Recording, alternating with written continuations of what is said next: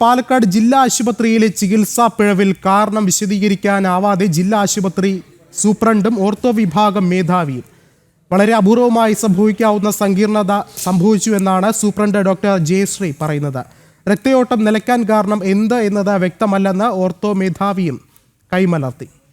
കൂടുതൽ വിവരങ്ങളുമായി അരുൺ ആലത്തൂർ ചേർന്നുണ്ട്. അരുൺ, എന്തായാലും ഗുരുതരമായൊരു സംഭവം നടന്നിരിക്കുകയാണ്. അതിൽ ഒരു വിശദീകരണം പുറത്തു വരുമ്പോൾ അതിനെ ന്യായീകരിക്കുന്ന തരത്തിലേക്കാണ് ഈ ഒരു വിശദീകരണം വഴിമാറുന്നത്. എന്താണ് മറ്റു വിവരങ്ങൾ?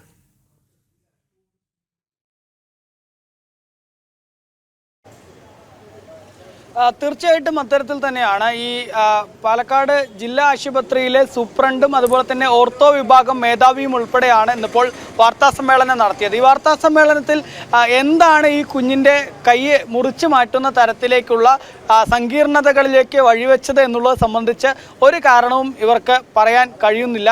കുറേ ഊഹാപോഹങ്ങൾ മാത്രമായിരുന്നു അവർ മാധ്യമങ്ങൾക്ക് മുൻപിൽ പറഞ്ഞത്. അതിലുപരി എന്തുകൊണ്ടാണ് ഇങ്ങനെ ഒരു സംഭവം ഉണ്ടായത് എന്നുള്ളതിൽ കൃത്യമായ ഒരു കാര്യം വിശദീകരിക്കാൻ അവർക്ക് കഴിയുന്നില്ല എന്നുള്ളതാണ്.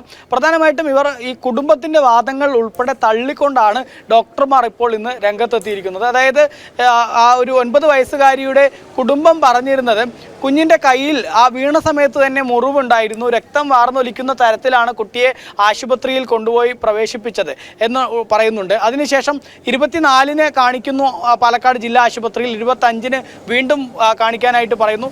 25-ന് വീണ്ടും ആശുപത്രിയിലേക്ക് എത്തുമ്പോൾ കുട്ടിക്ക് അസഹനീയമായ വേദന ഉണ്ടായിരുന്നുവെന്നും അത് ഡോക്ടർമാരെ അറിയിച്ചു എന്നും പറയുന്നുണ്ട്. ആ സമയത്ത് ഡോക്ടർമാർ പറയുന്നത് ആ വേദന അത് എല്ല് പൊട്ടിയതിൻ്റെ ഭാഗമാണ്, സ്വാഭാവികമായിട്ടും ഉണ്ടായതാണ് എന്ന് പറഞ്ഞു എന്നാണ് കുടുംബം പറയുന്നത്. പക്ഷേ ഈ 2 കാര്യങ്ങൾ, കുടുംബം പറയുന്ന ഈ 2 വാദങ്ങളും ഡോക്ടർമാർ തള്ളുന്നു എന്നുള്ളതാണ്. ഒന്ന്, മുറിവ് ഉണ്ടായത് ചെറിയ തൊലിപ്പുറത്ത് മാത്രമുള്ള ചെറിയ മുറിവാണ്, അതിലുപരി രക്തം വാർന്നൊലിക്കുന്ന തരത്തിലുള്ള വലിയ മുറിവ് അവിടെ ഉണ്ടായിട്ടില്ല എന്നുള്ളതാണ് ഡോക്ടർമാർ പറയുന്നത്.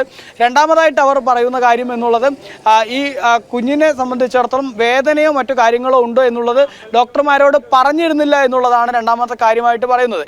ഏതായാലും ഈ നിലവിൽ പറയുന്നത് ഇതിൽ കമ്പാർട്ട്മെൻറ്റ് സിൻഡ്രോം ആണോ ഈ ഒരു കുഞ്ഞിൻ്റെ കൈ മുറിച്ചു മാറ്റുന്ന തരത്തിൽ കുഞ്ഞിൻ്റെ കയ്യിലെ രക്തയോട്ടം നിലയ്ക്കുന്നതിലേക്ക് വഴിവെച്ചത് എന്നുള്ള സംശയം നേരത്തെ ഉണ്ടായിരുന്നു.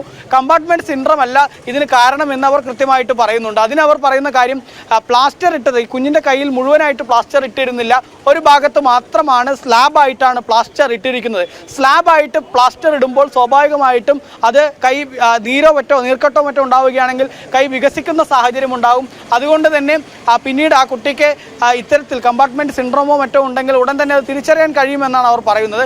അതുകൊണ്ട് തന്നെ ഇപ്പോൾ ഉണ്ടായിട്ടുള്ള കമ്പാർട്ട്മെൻറ്റ് സിൻഡ്രോം ഉണ്ടാകാനുള്ള സാധ്യത അങ്ങനത്തെ സാഹചര്യത്തിൽ, അതായത് സ്ലാബായിട്ട് പ്ലാസ്റ്റർ ഇടുമ്പോൾ കമ്പാർട്ട്മെൻറ്റ് സിൻഡ്രോം ഉണ്ടാവാനുള്ള സാധ്യത ഇല്ല എന്നുള്ളതാണ് ഡോക്ടർമാർ വിശദീകരിക്കുന്നത്.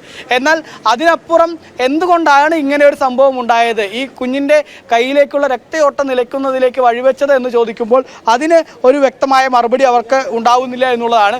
നിലവിൽ ഏതായാലും പറയുന്നത് അതിൽ കോഴിക്കോട് മെഡിക്കൽ കോളേജിലും മറ്റുമൊക്കെ കൂടുതൽ വിദഗ്ധ ചികിത്സ വേണം, ആ കുഞ്ഞിൻ്റെ മുറിച്ച കൈഭാഗം പത്തോളജിക്കൽ പരിശോധനയ്ക്ക് ഉൾപ്പെടെ അയച്ചു കഴിഞ്ഞാൽ മാത്രമേ ആ കാര്യങ്ങളിൽ ഒരു വ്യക്തത ഉണ്ടാവുകയുള്ളൂ എന്നുൾപ്പെടെയാണ് ഡോക്ടർമാർ പറയുന്നത്. അതേസമയം തന്നെ ഈ ഒരു വാർത്താ സമ്മേളനത്തിൽ KGMOയുടെ പ്രതിനിധിയും പങ്കെടുക്കുകയുണ്ടായി. KGMO ആണെങ്കിൽ സമഗ്രമായിട്ടുള്ള റിപ്പോർട്ട് വരുന്നതിന് മുൻപ് തന്നെ ഡോക്ടർമാരെ ന്യായീകരിച്ചുകൊണ്ടുള്ള പത്രക്കുറിപ്പ് ഉൾപ്പെടെ ഇവർ ഇറക്കിയിരുന്നു. അതിന് കൃത്യമായി ചോദിക്കുമ്പോൾ അതിന് ഒരു ഉത്തരം അവർക്ക് പറയാൻ KGMOയ്ക്ക് കഴിയുന്നില്ല എന്നുള്ളതാണ്. കാരണം ഈ സംഭവം നടന്ന് ഇതുവരെ 2 റിപ്പോർട്ടുകളാണ് വന്നിട്ടുള്ളത്. ആ 2 റിപ്പോർട്ടുകളിലും കുഞ്ഞിൻ്റെ കയ്യിലെ മുറിവിനെ കുറിച്ചോ അല്ലെങ്കിൽ നീർക്കെട്ടും പഴുപ്പുമൊക്കെ ഉണ്ടാവാനുണ്ടായ സാഹചര്യങ്ങൾ എന്താണ് എന്നതിനെക്കുറിച്ചൊക്കെ ഉള്ള കാര്യങ്ങളിൽ യാതൊരു കാര്യങ്ങളും ഇതിൽ പറയുന്നില്ല, ഈ 2 റിപ്പോർട്ടുകളിലും പറയുന്നില്ല. അതുകൊണ്ട് തന്നെ പൂർണ്ണമല്ലാത്ത ഒരു പ്രാഥമിക റിപ്പോർട്ട്, ആ റിപ്പോർട്ട് മാത്രം പരിഗണിച്ചുകൊണ്ടാണ് KGMOയെ ഡോക്ടർമാരെ വെള്ളപൂശിക്കൊണ്ട് അവരുടെ ഒരു പത്രക്കുറിപ്പ് ഇറക്കിയിരുന്നത്. ഇന്നിപ്പോൾ വാർത്താ സമ്മേളനത്തിലും ഡോക്ടർമാരെ ന്യായീകരിക്കുന്ന ഒരു നിലപാട് തന്നെയാണ് KGMOയുടെ ഭാഗത്തു നിന്നുണ്ടായത് എന്നുള്ളതാണ്. അതേസമയം തന്നെ ഡോക്ടർമാരെ സംബന്ധിച്ചിടത്തോളം ഇവിടെ കമ്പാർട്ട്മെൻറ്റ് സിൻഡ്രോം അല്ല കുട്ടിക്ക് ഉണ്ടായിട്ടുള്ളത് എന്ന് അവർ കൃത്യമായി പറയുന്നു. അതിനപ്പുറം എന്താണ് സംഭവിച്ചതെന്ന് ചോദിക്കുമ്പോൾ അതിൽ കൈമലർത്തുകയാണ്. അതിന് കൃത്യമായ ഉത്തരം അവർക്ക് പറയാൻ കഴിയുന്നില്ല. എങ്ങനെ പഴുപ്പുണ്ടായി, എങ്ങനെ ഈ കുഞ്ഞിൻ്റെ കയ്യിൽ രക്തയോട്ടം നിലച്ചു, കയ്യിൽ വീക്കം വന്നു, തുടർന്ന് കൈ മുറിച്ചു മാറ്റുന്ന തരത്തിലേക്കുള്ള കോംപ്ലിക്കേഷൻ ഉണ്ടായി എന്ന് ചോദിക്കുമ്പോൾ അത് അപൂർവമായി സംഭവിക്കുന്ന ഒരു കാര്യമാണ് എന്ന് പറഞ്ഞ് മാത്രം ഒതുക്കുകയാണ് ഡോക്ടർമാർ ഇന്നിപ്പോൾ പ്രത്യേക വാർത്താ സമ്മേളനം വിളിച്ചുകൊണ്ട് പറഞ്ഞത്. അരുൺ, എന്തായാലും ഡോക്ടർമാരുടെ വാദഗതികളെയും വിശദീകരണത്തെയും തള്ളുകയാണ് കുടുംബം. അങ്ങനെയെങ്കിൽ നിയമ നടപടികളുമായി മുന്നോട്ട് പോകാൻ തന്നെയല്ലേ കുടുംബത്തിന്റെ തീരുമാനം?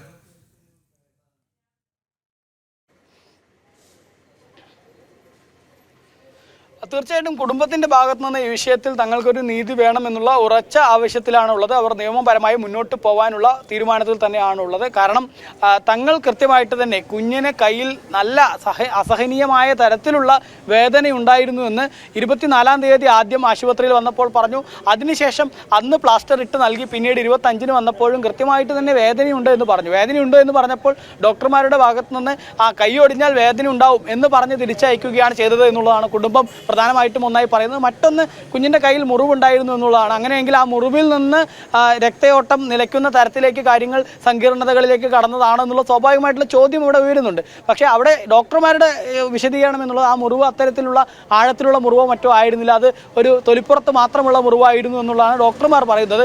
ഏതായാലും നിലവിൽ വന്നിട്ടുള്ള 2 റിപ്പോർട്ടുകളാണെങ്കിലും ഇപ്പോൾ ഡോക്ടർമാരുടെ വിശദീകരണമാണെങ്കിലും ഇതിലൊന്നും കുടുംബം തൃപ്തരല്ല എന്ന് മാത്രമല്ല, അവർ ആ കുഞ്ഞിൻ്റെ കൈ മുറിച്ചു മാറ്റുന്ന തരത്തിലേക്കുള്ള സങ്കീർണതകളിലേക്ക് പോയതിന് കാരണം ഈ ചികിത്സാ പിഴവാണെന്നുള്ള അവരുടെ പരാതിയിൽ ഉറച്ചു നിൽക്കുകയാണ്.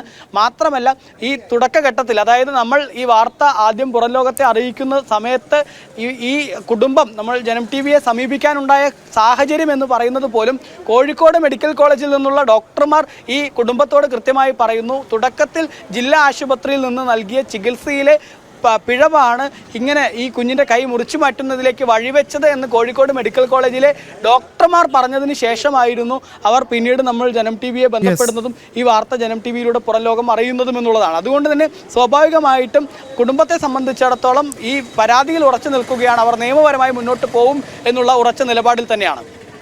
ശരി, അരുണാടത്തൂരാണ് വിവരങ്ങൾ നൽകിയത്.